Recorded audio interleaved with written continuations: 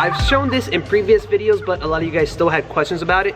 This is the circuit cue. We've all been in that situation where you're rocking out, dance floor is packed, you turn up the volume, 2 minutes later, boom, everything gets cut off, power goes out, and you're like, what the hell, what just happened? What just happened is you plugged too many things into the same outlet. And how do you avoid that?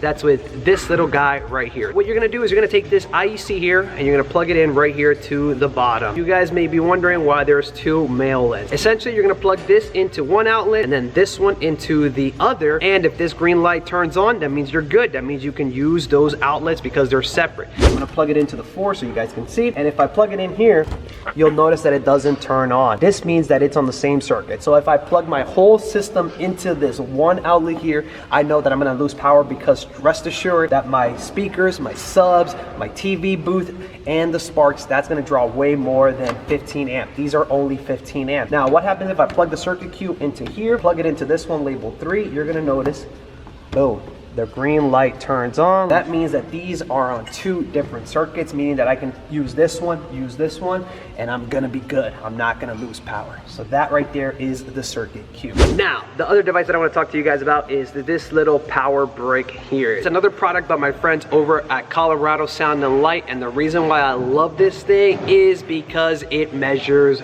power. Most venues will usually have a 15 amp or a 20 amp outlet, and the way you can tell is if they're a 20 amp, they'll have this little notch, and if they're 15 amps, they'll just be a standard straight up line. Will has everything plugged in right now. It's been jumping between 2 and 3 amps, but because everything is off, we're not playing any music and the sparks aren't going off, nothing is drawing. But Will's about to hit me with some sparks right now in 3, 2, 1, hit me.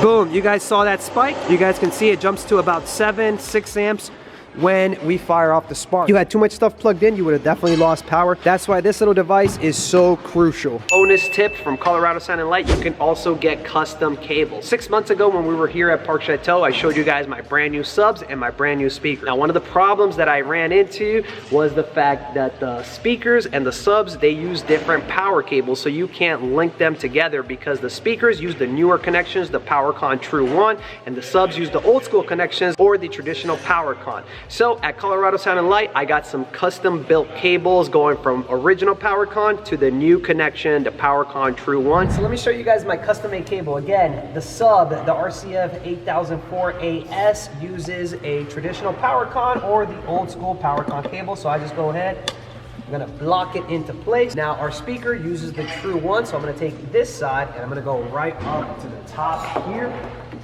And now we just daisy chained our speakers with 2 different connections. True 1 on top, PowerCon on the bottom. I'm gonna list everything down below. Shout out to my friends over at Colorado Sound and Light.